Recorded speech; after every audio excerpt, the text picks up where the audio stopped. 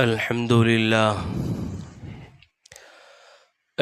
لله نحمده ونستعينه ونستغفره ونعوذ بالله من شرور أنفسنا ومن سيئات أعمالنا من يهده الله فلا مضل له ومن يضلله فلا هادي له وأشهد أن لا إله إلا الله وحده لا شريك له وأشهد أن محمدًا عبده ورسوله أرسله بالحق بشيرا ونذيرا وداعيا إلى الله بإذنه وسراجا منيرا.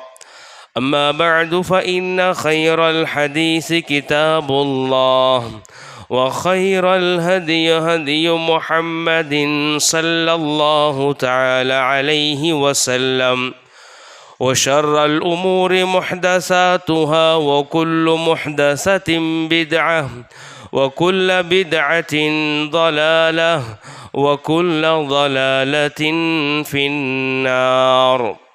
أعوذ بالله من الشيطان الرجيم. بسم الله الرحمن الرحيم. يا أيها الذين آمنوا اتقوا الله حق تقاته ولا تموتن إلا وأنتم مسلمون. يا أيها الناس اتقوا ربكم الذي خلقكم من نفس واحدة وخلق منها زوجها وبث منهما رجالا كثيرا ونساء واتقوا الله الذي تساءلون به والأرحام إن الله كان عليكم رقيبا. يا أيها الذين آمنوا اتقوا الله وقولوا قولا سديدا يصلح لكم أعمالكم ويغفر لكم ذنوبكم ومن يطع الله ورسوله فقد فاز فوزا عظيما. وقال الله تبارك وتعالى في القرآن المجيد والفرقان الحميد ولا تنسوا الفضل بينكم إن الله بما تعملون بصير. ہر قسم کی تعریف اس اللہ رب العالمین کے لیے ہے جس نے ساری کائنات کو اپنے قدرت سے تخلیق فرمائی. بے شمار درود و سلام ہو تمام انبیاء کرام پر، خصوصاً میرے اور آپ کے آخری نبی جناب محمد الرسول اللہ صلی اللہ تعالی علیہ وسلم پر.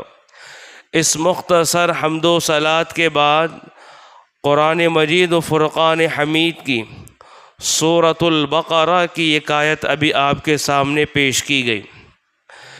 اس آیت میں اللہ رب العالمین نے انسان کی زندگی میں ہونے والے بہت سارے معاملات کی طرف اشارہ کرتے ہوئے فرمایا کہ لوگوں، تم آپس میں ایک دوسرے پر احسان کرنا مت بھولو، اس لیے کہ اللہ رب العالمین تمہارے ہر عمل کو دیکھ رہا ہے، تمہاری ہر حرکت کو دیکھ رہا ہے. انہ علیم بذات الصدور، یہاں تک کہ دل میں پلنے والے باتوں کو وہ بخوبی جانتا ہے.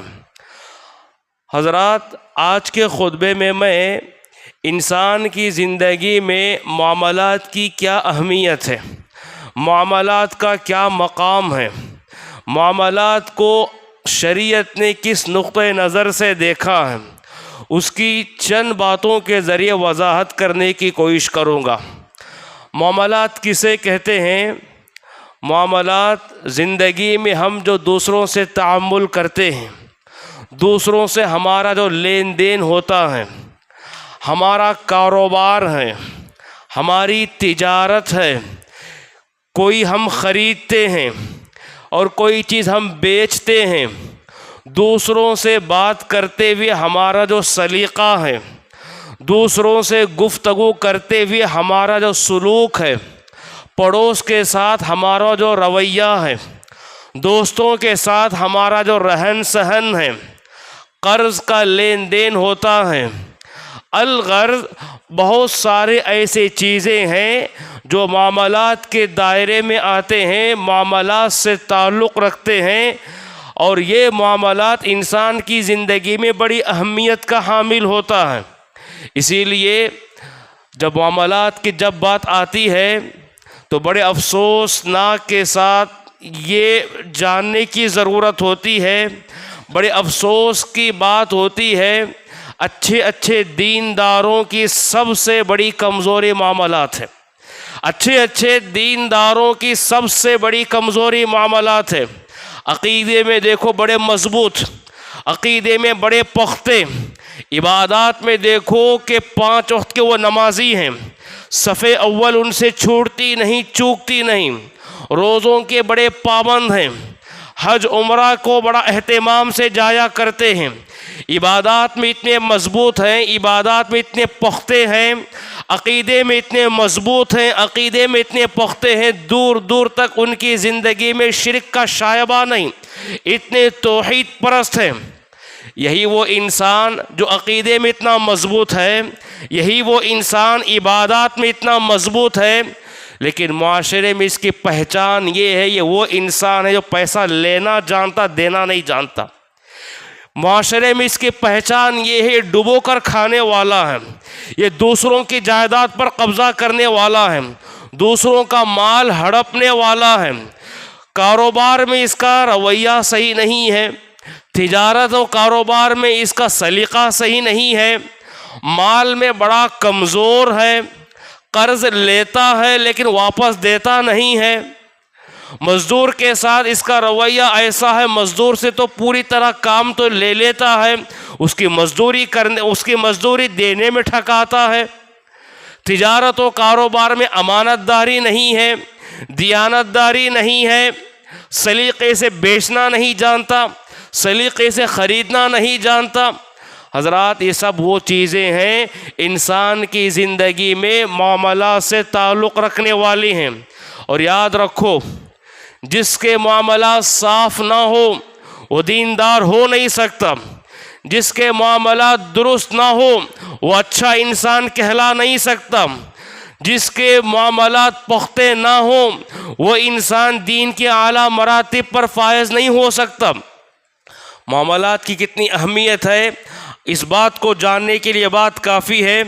پورے قرآن میں سب سے بڑی آیت، پورے قرآن میں سب سے بڑی آیت اگر کوئی ہے تو وہ معاملات کے تعلق سے ہے، عبادات کے تعلق سے نہیں ہے، معاملات کے تعلق سے سب سے بڑی آیت جس کو آیت الدین کہا جاتا ہے، قرض والی آیت کہا جاتا ہے، سورہ بقرہ کے آخری اختتام پر یہ آیتیں موجود ہیں، جہاں آمن الرسول کی آیتیں شروع ہوتی ہیں، اس سے پہلے کی آپ آیت دیکھیں، قرآن کی سب سے بڑی آیت اگر آپ پڑھ کر دیکھیں گے وہ ایک آیت 2 صفحے پر مشتمل ہے، 1.5 صفحے پر مشتمل ہے۔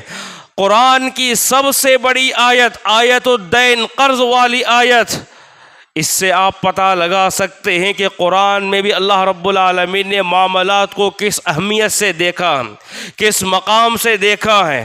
معاملات انسان کی پہچان ہے، اسی لیے اللہ کے نبی صلی اللہ علیہ وسلم نے فرمایا اگر کسی انسان کو آپ یہ دیکھنا چاہتے ہو کتنا دیندار ہے، کتنا امانت دار ہے، کتنا ایمان والا ہے، کتنا پابند انسان ہے، اگر تم اس معاملے کو دیکھنا چاہتے ہو، انسان کو اس کی دینداری کو مسجد میں مت پرکھو، بازار میں پرکھو۔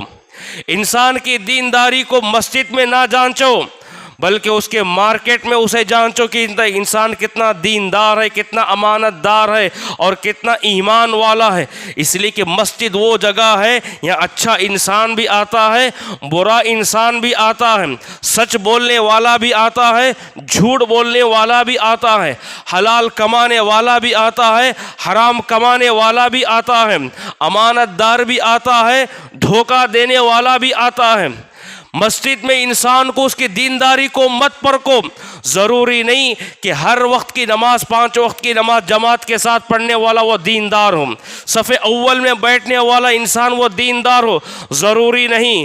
ضروری کیا ہوتا ہے؟ انسان اپنے معاملات میں جتنا مضبوط ہوتا ہے، مارکیٹ میں اس کی گفتگو کیسی ہے، اس کا لین دین کیسا ہے، اس کی تجارت کیسی ہے، اس کا کاروبار کیسا ہے، اس کی زبان کیسے چلتی ہے، اس کے زبان کا سلیقہ کیا ہے، اس کے کمانے کا طریقہ کیا ہے، اس کے بول چال کیا ہے، اس کے دوستیاں کیسی ہیں، یہ تمام چیزیں انسان کے دین کو پرکھنے کا بہت بڑا پیمانہ ہے۔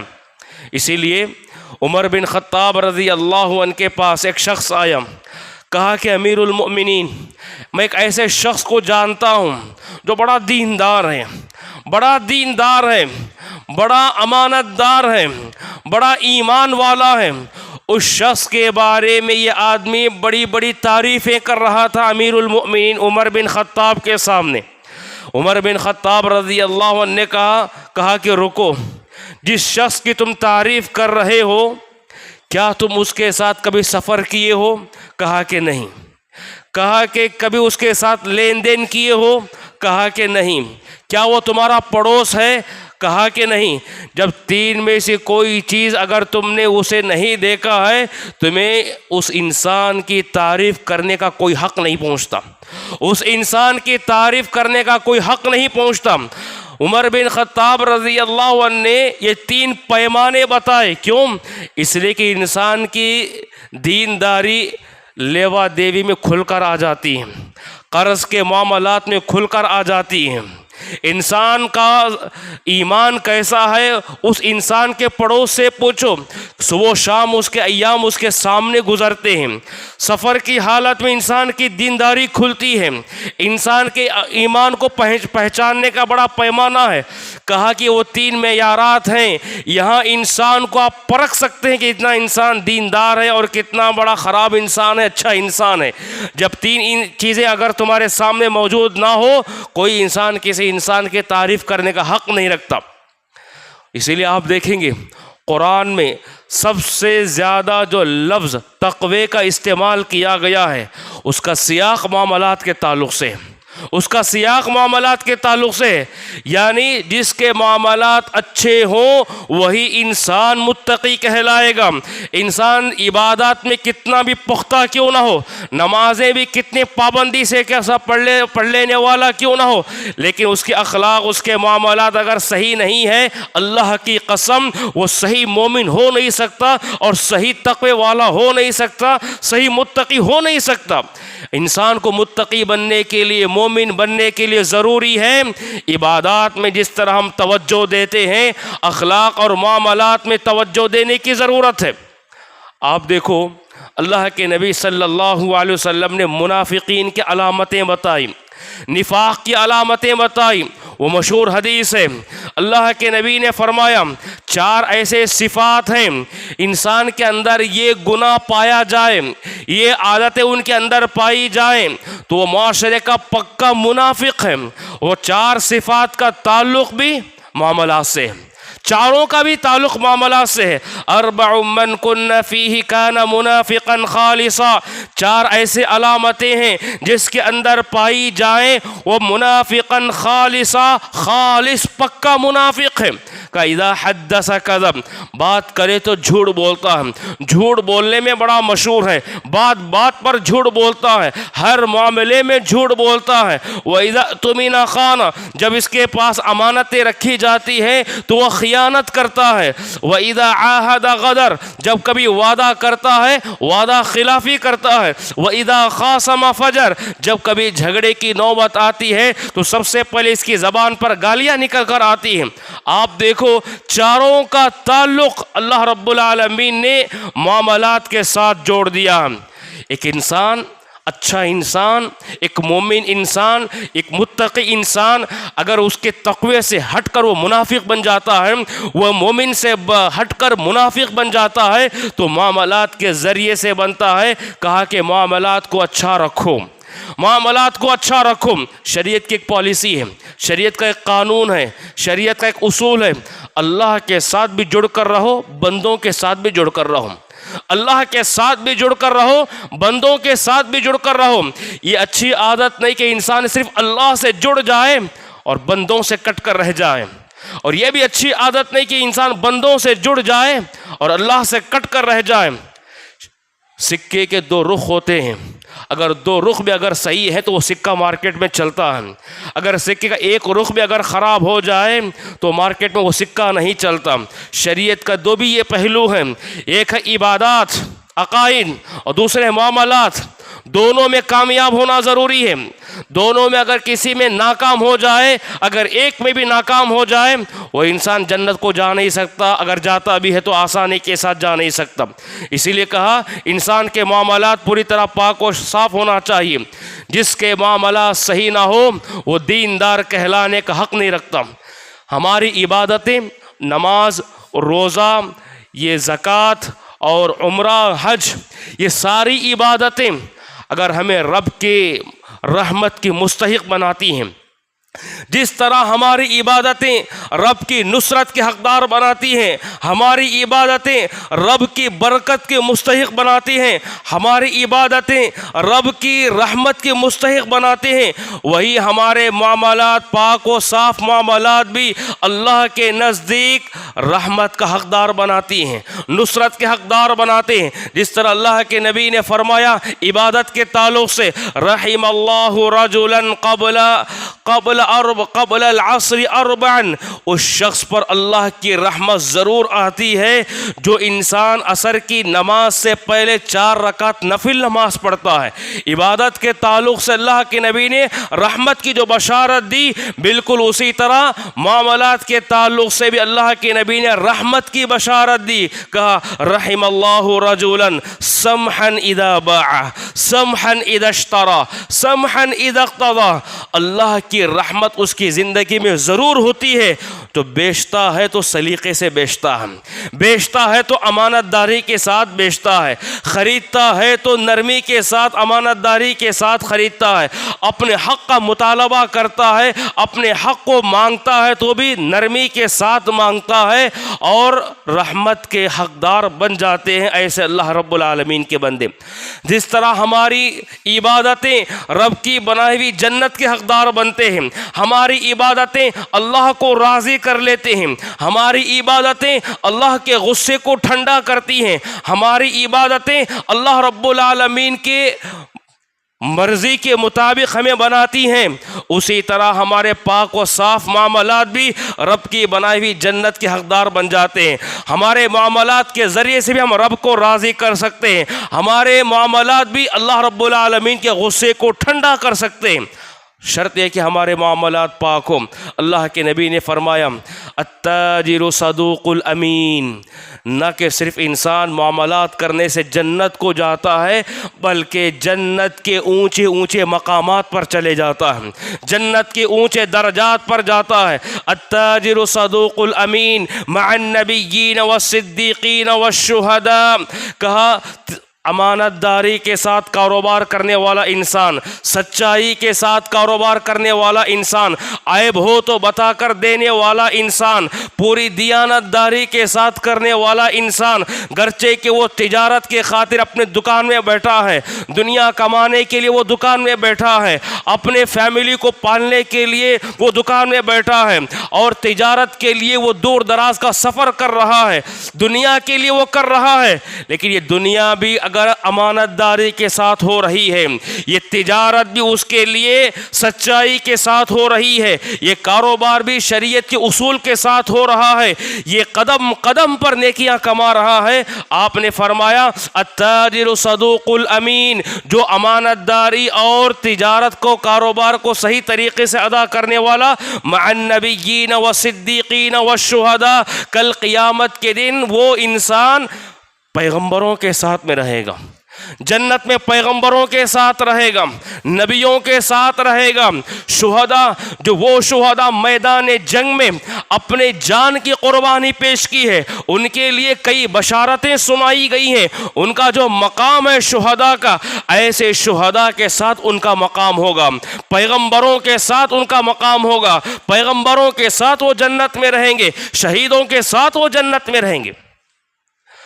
پچھلی قوموں کے بارے میں اللہ کے نبی صلی اللہ علیہ وسلم نے ذکر کرتے ہوئے فرمایا، کہا کہ بنی اسرائیل کے ایک آدمی کو جنت ملی، بنی اسرائیل کے آدمی کو جنت ملی۔ صحابہ سے آپ نے فرمایا، کہا کہ لوگوں، آخرت کا کوئی توشہ اس کے پاس زیادہ نہیں تھا، عبادتیں اس کے پاس تو زیادہ نہیں تھے، لیکن ایک نیکی اللہ کو اتنا پسند آئی۔ ایسے احادیث سے بہت ساری چیزیں الگ الگ عمل پر، یہاں وہ ایک عمل بتایا گیا، کہا کہ بنی اسرائیل کے آدمی کو جنت ملی، آخرت کا توشہ اس کے پاس زیادہ تو نہیں تھا، ایک عمل اور ایک ادا اللہ رب العالمین کو اتنی پسند آئی، اس ایک نیکی کو دیکھ کر پچھلے تمام گناہوں کو معاف کر کے اللہ نے اسے ڈائریکٹ جنت میں داخل کر دیا۔ کہا جانتے ہو کیا ہے؟ کہ وہ انسان مالدار تھا، وہ انسان مالدار تھا، معاشرے کے غریب لوگ اس کے پاس آتے تھے، معاشرے کے غریب لوگ اس کے پاس آتے تھے، آ کر قرض پوچھتے تھے، قرض پوچھتے تھے، وہ قرضہ دیتا تھا۔ جب لوٹانے کی باری آتی، اگر دیکھتا کہ سامنے والا پہنچانے کی طاقت پر نہیں ہے، ادا کرنے کی طاقت پر نہیں ہے، وہ ٹائم زیادہ دیتا تھا، ٹائم زیادہ دیتا تھا۔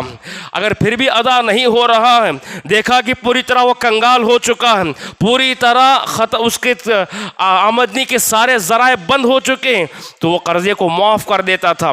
یہ معاشرے کے غریب لوگ اس کے پاس آتے، اس کے مال سے فائدہ اٹھاتے، قرضہ لیتے، قرضہ واپس کرتے، یا زیادہ وقت ہونے کی ضرورت پیش آتی تو وقت بھی وہ دیا کرتا تھا، وہ اگر وقت پڑے تو وہ قرضے کو معاف بھی کرتا تھا۔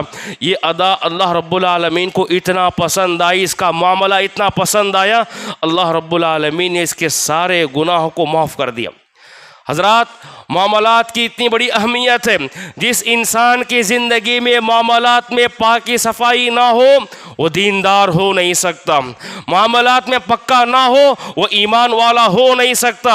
اور آپ نے حدیث میں فرمایا، جس کے پاس امانت داری نہ ہو اسے دیندار مت بولو، جس کے پاس امانت داری نہ ہو اسے ایمان والا مت بولو، جس کے پاس امانت داری نہ ہو اسے مسلمان مت بولو، گرچہ کہ وہ بہت سارے نیکیاں بھی کرتا ہوگا، اس لیے کہ اس کا ایمان جھوٹا ہے، اس کی دینداری جھوٹی ہے، اس کے دین کے سارے دعوے جھوٹے ہیں۔ جس کے پاس امانت داری نہ ہو، کیا کہا اللہ کے نبی نے؟ کہ لا ایمان لمن لا امانت لہ ولا دین لمن لا عہد لہ، اس انسان کے دین کا کوئی اعتبار نہیں ہے، اس انسان کے ایمان کا کوئی اعتبار نہیں ہے، اس کی انسان کے دین کی کوئی ویلو نہیں ہے جس کے پاس امانت داری نہ ہو، جس کے پاس دھوکہ دینے کی عادت ہو، جس کے پاس خیانت کرنے کی عادت ہو، جس کے پاس وعدہ خلافی کرنے کی عادت ہو، ایسا انسان دھوکے باز ہے۔ کیسا دھوکے باز؟ وہ جھوٹا مسلمان ہے، وہ جھوٹا مسلمان ہے، وہ جھوٹا ایمان والا ہے، اس کی دینداری جھوٹی ہے۔ لا ایمان لمن لا امانت لہ، اس انسان کے ایمان کا کوئی اعتبار نہیں جس کے پاس امانت داری نہ ہو۔ ولا دین لمن لا عہد لہ، اس انسان کی دین کی کوئی ویلو نہیں جس کے پاس وعدہ خلافی کرنے کی عادت ہو، دھوکہ دینے کی عادت ہو، عین وقت پر مکرنے کی عادت ہو۔ ایسے انسان کو دیندار مت بولو۔ اسی لیے زندگی میں جب ہم بہت سارے جو معاملات کرتے ہیں، معاملات پر توجہ دینے کی بہت ضرورت ہے۔ جیسے کہ میں نے کہا، عام انسان تو عام انسان، اچھے اچھے دینداروں کی سب سے بڑی خرابی ہے یہ۔ بظاہر دیکھنے کے لیے ہم بہت سجے نظر آتے ہیں، بظاہر دیکھنے کے لیے ہم اپنی زبان پر اللہ کا ذکر بار بار نکالتے ہیں، ہم نمازوں میں بڑی حاضری تو دیتے ہیں، روزوں کا مسئلہ آیا تو روزوں کی بڑی ہم پابندی کر لیتے ہیں، بڑے حج عمرہ کو جانے کے بڑے ہم پابند ہیں۔ یاد رکھو، انسانوں کو تکلیف دے کر جتنے بھی عبادتیں کی جائیں وہ عبادتیں مردود ہو جاتی ہیں، وہ عبادتیں رد کی جاتی ہیں، وہ عبادتیں اللہ رب العالمین کو پسند نہیں آتی۔ وہ حدیث مشہور حدیث ہے، آپ دیکھو اس حدیث کو سامنے رکھ کر، مشہور حدیث اللہ کے نبی نے فرمایا، اتدرون من المفلس، کہا صحابہ سے کہ جانتے ہو میری امت کا سب سے فقیر انسان کون ہے، سب سے کنگال انسان کون ہے؟ صحابہ نے فرمایا، من لا درہم لہ ولا متاع لہ، جس کے پاس نہ جائیداد ہے، نہ دولت ہے، نہ کمائی ہے، نہ روپیہ پیسہ ہے، ایسا انسان بڑا کنگال انسان ہے۔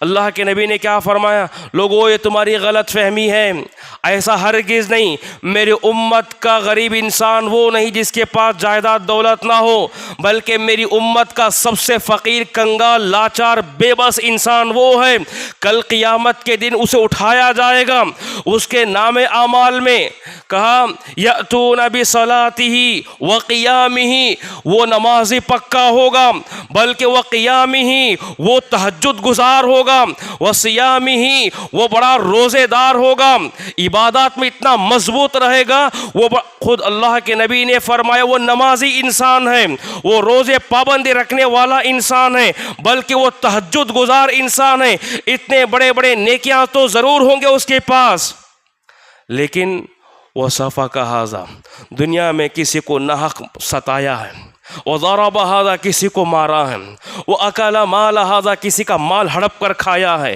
وراثت میں اپنے بہنوں کا حصہ نہیں دیا ہے، وراثت میں باپ اپنے بیٹیوں کو حصہ نہیں دیا ہے، کس کی جائیداد ہے اس کی جائیداد ہڑپ کر بیٹھا ہوا ہے، زمین اپنے قبضے پر لے کر بیٹھا ہوا ہے، یتیموں کا مال ناحق کھانے والا ہے۔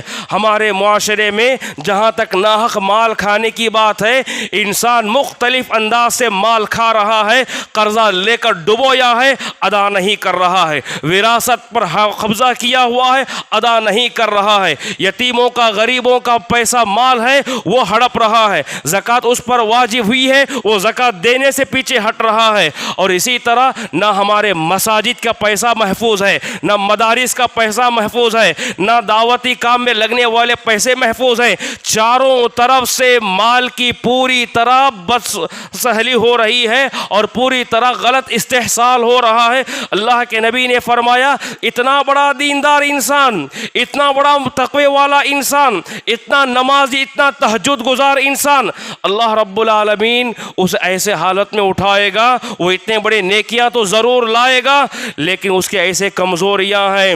وقذف ھذا کسی کو ناحق الزام لگا کے آیا ہے، کسی کو ناحق گنڈا گردی کرتے ہوئے مار کے آیا ہے، کسی کو ناحق ستا کے آیا ہے، کسی کو ناحق گالیاں دے کر آیا ہے، تو اللہ کے نبی نے کیا فرمایا؟ اس کے سارے نیکیاں، اس کے سارے نماز روزے کے نیکیاں، جس کا بھی وہ ہڑپا ہوا ہے، چاہے وہ دولت کی شکل میں، چاہے وہ عزت کی شکل میں، چاہے مال کی شکل میں، وہ تمام مظلوموں کو اس کی نیکیاں بانٹ دی جائیں گی۔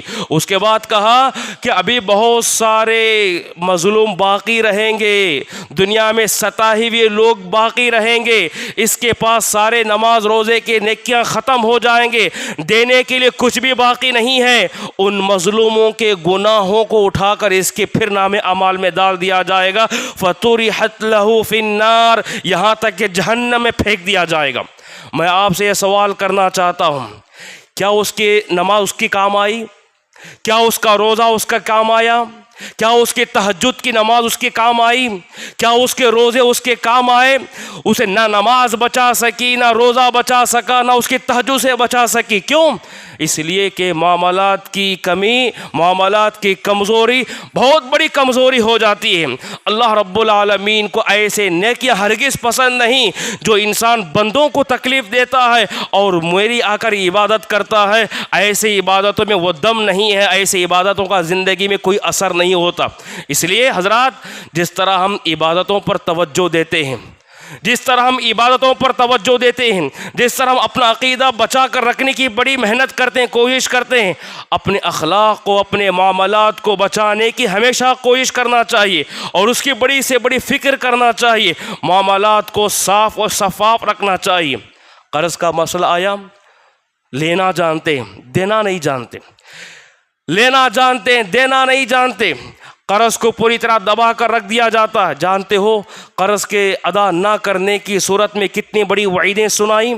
اللہ کے نبی صلی اللہ علیہ وسلم نے دنیا کی حیثیت سے فرمایا، مَثَلُ الْغَنِيِّ ظُلْمٌ يُحِلُّ عِرْضَهُ وَعُقُوبَتَهُ، ایسا مالدار مال رکھ کر مال ادا کرنے کے لیے ٹال مٹول کرتا ہے، پیسہ رکھ کر پیسہ دینے والوں کو دینے کے لیے ٹال مٹول کرتا ہے، دینے کے لیے ٹھکاتا ہے، کام تو لے لیا اجرت نہیں دیا، کام تو لے لیا، اس کی پیمنٹ ادا نہیں کی گئی، مزدور کا پوری طرح مزدوری حاصل کر لی، اس کی مزدوری نہیں دی، اور اس کے بعد جتنے جہاں بھی قرض ادا کرنے کے ذرائع ہیں یہ ادا نہیں کیا۔ اللہ کے نبی نے فرمایا اس سامنے والے انسان کو اس بات کا پورا حق ہے سامنے والے کی عزت کو اچھال دیا جائے، سامنے والے عزت کی نیلام کی جائے، گلی گلی ڈھنڈورا پیٹا جائے، یہ ایسا شخص ہے، یہ ایسا شخص ہے، یہ ایسا خراب شخص ہے، یہ پیسے کھانے والا شخص ہے، گلی گلی ڈھنڈورا پیٹا جائے، اس کی عزت و آبرو کے ساتھ کھلواڑ کیا جائے، یحل عرضہ وعقوبتہ، اس کی عزت و آبرو حلال ہو جائے گی۔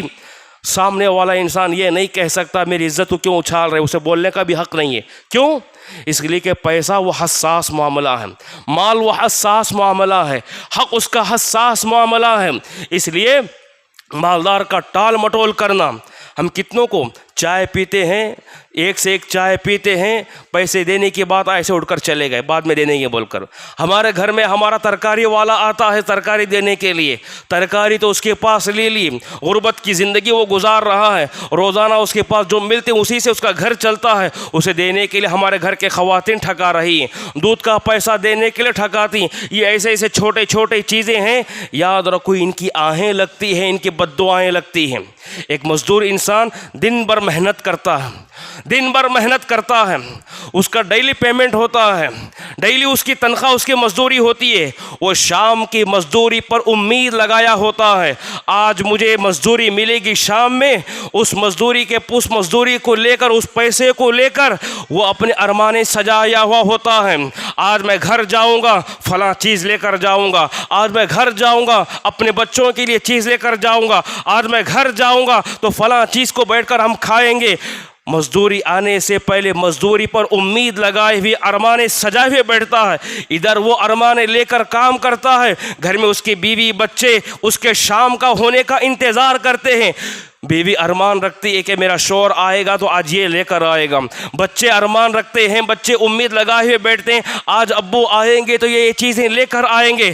جب اسے خالی ہاتھ واپس بھیج دیا جاتا ہے مزدور کو، اس کے بعد وہ گھر کو خالی ہاتھ جاتا ہے، اس کے خالی ہاتھ کو دیکھ کر اس کے بیوی بچوں کی ان کے چہرے پر مایوسی چھاتی ہے۔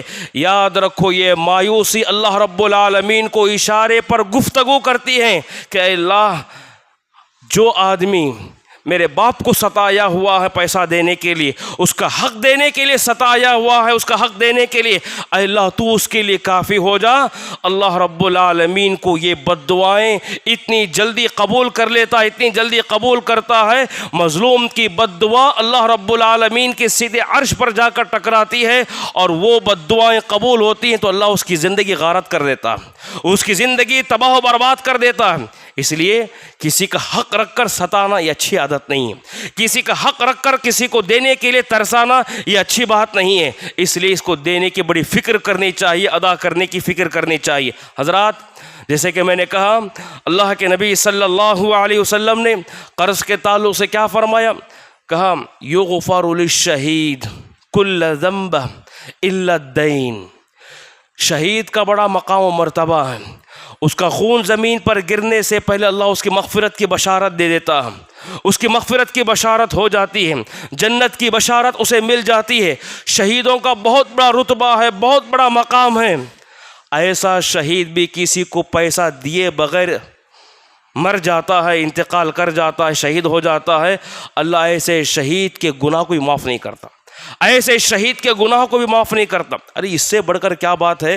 اللہ کے نبی صلی اللہ علیہ وسلم کے پاس کوئی اگر جنازہ آتا تو آپ پڑھانے کے لیے آگے بڑھتے، آپ پڑھانے کے لیے آگے بڑھتے تو سب سے پہلے پوچھتے یہ کسی کو قرضہ دینا ہے کیا، یہ کسی کو قرضہ دینا ہے کیا پوچھتے۔ اگر کسی کو قرضہ دینے کا نہیں ہے، معاملہ پاک ہے، آپ آگے بڑھ کر مصلی پر کھڑے ہو کر نماز پڑھاتے۔ اگر نہیں ہے، معاملہ پاک نہیں ہے، کسی کو دینا ہے تو آپ اعلان کرتے کون ہے ایسا شخص جو اس کا قرضہ ادا کرے۔ اگر کوئی ذمہ داری لیتا ہے تو اس کی ذمہ داری قبول کرنے کے بعد اللہ کے نبی آگے پڑھ کر نماز پڑھاتے۔ ذمہ داری اگر کوئی قبول نہیں کرتا تو اللہ کے نبی مصلی چھوڑ کر آ جاتے، کہتے صلو علی صاحبکم، تم پڑھ لو، میں نہیں پڑھتا اس کی نماز۔ اللہ کی نبی جس نماز جنازہ میں شریک نہ ہو وہاں مغفرت کی گارنٹی نہیں ہوتی.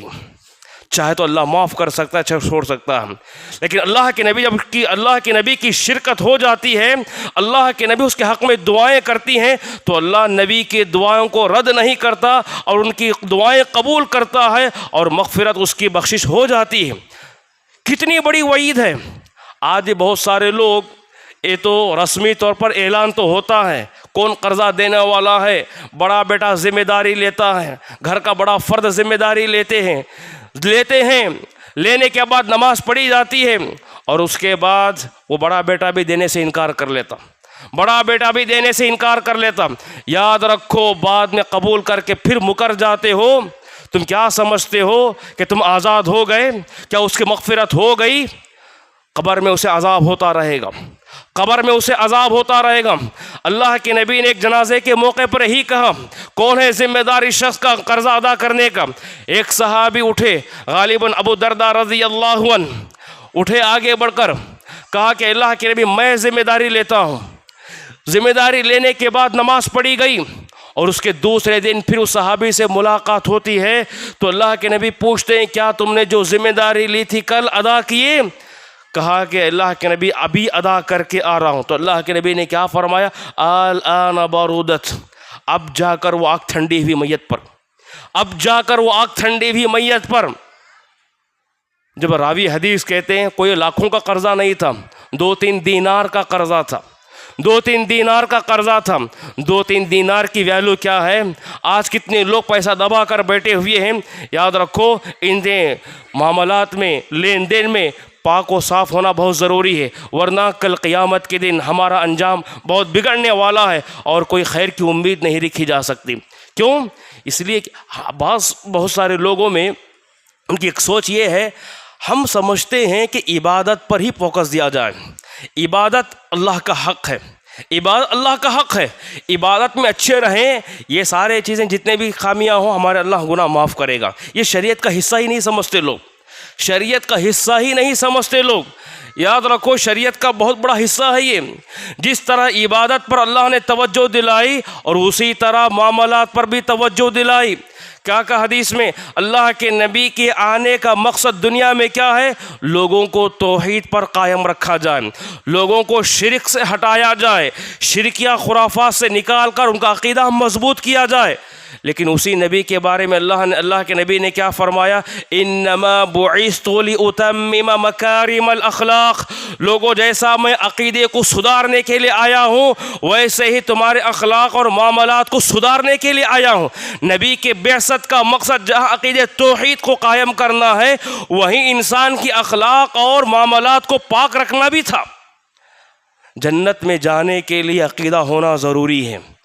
من قال لا الہ الا اللہ دخل الجنہ. جنت میں جانے کے لیے عقیدے توحید کا ہونا ضروری ہے، لیکن اسی انسان کے لیے جنت میں اعلیٰ مقام حاصل کرنے کے لیے معاملات اور اخلاق کا ہونا ضروری ہے. انا زعیم ببیت فی اعلی الجنہ لمن حسن خلقہ. میں اس شخص کو جنت کے اونچے مقام پر، جنت کے اونچے درجے پر اس کے مقام کی ضمانت دیتا ہوں جس کے معاملات اچھے ہوں، جس کے اخلاق اچھے ہوں. حضرات، قوموں پر عذابات آئے. سورہ شعراء پڑھ کر دیکھیے، تفصیلات کے ساتھ اللہ نے پیغمبروں کا ذکر کیا ہے اور ہر پیغمبر کی قوم کو جو عذاب آیا اس عذاب کا بھی ذکر کیا. کیا تھا ان کا جرم؟ الگ الگ قوم الگ الگ جرم کرتی تھی. جن کے معاملے عقائد کے ساتھ اخلاق صحیح نہ ہو، اخلاق اور معاملات صحیح نہ ہو، اللہ نے ان کو عذابات سے دوچار کیا. ایک ناحیے سے آپ دیکھیں گے قوم عاد پر، قوم سمود پر، قوم لوط پر اللہ نے بہت سارے عذابات دیے. وہیں قوم شعیب کو اللہ رب العالمین نے 3 عذابات پر مسلط کر دیا. 3 عذابات. کیا جرم تھا ان کا؟ یہی معاملات میں کمزوری تھی، عقیدے کی خرابی کے ساتھ معاملات میں کمزوری تھی. ڈنڈی مارنے والی قوم تھی، تجارت و کاروبار میں دھوکہ دینے والی قوم تھی. وَلَا تَبْخَسُوا النَّاسَ أَشْيَاءَهُمْ وَلَا تَعْثَوْا فِي الْأَرْضِ مُفْسِدِينَ. اور ناحق لوگوں کو ستانے والی اور زمین میں فساد مچانے والی، ناحق غنڈہ گردی کرنے والی قوم تھی. لوگوں کو ستانے والی قوم تھی۔ اللہ رب العالمین نے اس قوم کو تین تین عذابات مسلط کیے۔ قرآن نے کہا فَأَخَذَتْهُمُ الصَّيْحَةُ، اس قوم کو چیخ و پکار کا عذاب آیا۔ ایک اور مقام پر کہا فَأَخَذَتْهُمُ الرَّجْفَةُ، اس قوم کو اللہ نے زلزلے کا عذاب دیا۔ اور ایک جگہ کہا فَأَخَذَتْهُمْ عَذَابُ يَوْمِ الظُّلَّةِ، اللہ نے ان کو آگ کی برسات نازل کر کے، آگ کی بارش نازل کر کے قوم کو تباہ و برباد کیا۔ تین تین عذابات۔ کیسے عذابات آئے؟ کہا سخت گرمی مسلط کی کر دی گئی، سخت دھوپ مسلط کر دی گئی، لوگ پانی کے لیے ترسنے لگے قوم پوری۔ اس کے بعد 7 دن تک یہ گرمی مسلط رہی۔ 7 دن کے بعد اللہ رب العالمین نے آسمان پر ابر آلود کر دیا، ابر چھا گیا، سارے قوم کے لوگ خوش ہو گئے۔ 7 دن تک مسلسل گرمی میں تپنے کے بعد، سہنے کے بعد ابر آیا ہے، ابھی بارش ہوگی۔ سارے لوگ، قوم کے لوگ اس ابر کے نیچے آ کر کھڑ گئے، بارش ہوگی تو بارش میں بھیگیں گے بول کر۔ اللہ رب العالمین نے اس ابر کو حکم دیا کہ پانی کے قطرے نہیں، آگ کے قطرے برسیں گے، آگ کے قطرے برسیں گے، آگ کی بارش ہوگی۔ اور اس کے بعد قوم و چیخ و پکار کی، ادھر نیچے سے زمین پھٹ گئی، زلزلہ آ گیا اور زلزلے کے اندر تباہ ہو گئے، زمین کا لقمہ بن گئے۔ تو اس قوم کو کیا مسئلہ تھا؟ معاملات میں اچھے نہیں تھے لوگ۔ اس لیے ہمیں ضرورت اس بات کی ہے ان تمام چیزوں کو توجہ دیں۔ علامہ البانی رحمۃ اللہ علیہ نے ایک بہترین عبارت کی، اس کو کہہ کر اپنی باتوں میں ختم کرتا ہوں۔ اس قوم کے نادان مسلمانوں کی سب سے بڑی کمزوری یہ ہے کہ لوگ ان الناس اليوم بجانب العقیدہ، کہ لوگ عقیدے پر بڑا بہت زور دیتے ہیں۔ دینا بھی چاہیے، اچھی بات ہے، دینا بھی چاہیے، اچھی بات ہے، عقیدے پر تو بڑا بہت زور دیتے ہیں۔ وَلَا يَتَّهِمُونَ بِجَانِبِ الْآخَرِ الْأَخْلَاقُ وَالسُّلُوكُ، دوسرا رخ ہے اس پر توجہ ہی نہیں دیتے، وہ یہ ہے کہ وہ اخلاق ہے، وہ سلوک ہے، وہ معاملات ہے۔ اس لیے حضرات، جیسا ہم عبادت کو زور دیتے ہیں ویسے ہی اخلاق کو بھی زور دیا جائے، ویسے معاملات کو بھی زور دیا جائے، ہمارے لیوا دیوی کو بھی صحیح رکھا جائے۔ اگر یہ گناہ کل قیامت کے دن بھاری پڑ سکتے ہیں، اور یہ گناہ عبادات پر بھاری پڑ جائیں گے، اور ہماری عبادت کی کمزوریاں بلکہ عبادت کی خوبیاں بھی اگر ہمیں کام نہیں آ سکیں گی۔ اللہ سے دعا ہے کہ اللہ ہم تمام کو صحیح معنوں میں عقیدے کی اصلاح کر لینے کی توفیق عطا فرمائے، ساتھ میں معاملات کو پاک رکھنے کی توفیق عطا فرمائے، نرمی کا رویہ اختیار کرنے کی توفیق عطا فرمائے، لین دین میں صحیح رہنے کی توفیق عطا فرمائے، کسی کا حق ہے تو حق ادا کرنے کی توفیق عطا فرمائے، ہماری زندگی میں امانت داری کو لازم و اختیار کرنے کی توفیق عطا فرمائے، ہمارے زندگی میں اللہ رب العالمین دھوکہ، غرر، خیانت کی صفت کو، عادت کو پوری طرح جڑ سے ختم عطا فرمائے۔ اللہ رب العالمین ہم تمام کو قرآن و حدیث کے مطابق زندگی گزارنے کی توفیق عطا فرمائے، آمین۔ وآخر دعوانا الحمدللہ رب العالمین۔